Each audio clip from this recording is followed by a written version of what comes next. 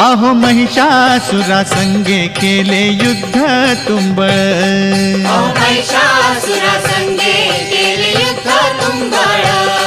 आहो मर्दिनीची कथा सांगते गर्जुनी संबळ हा महिषासुरा संगे केले युद्ध तुंबळ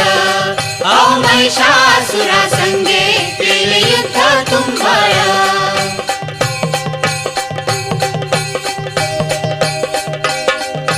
महिषासुर मातला पापे कळसाला गेली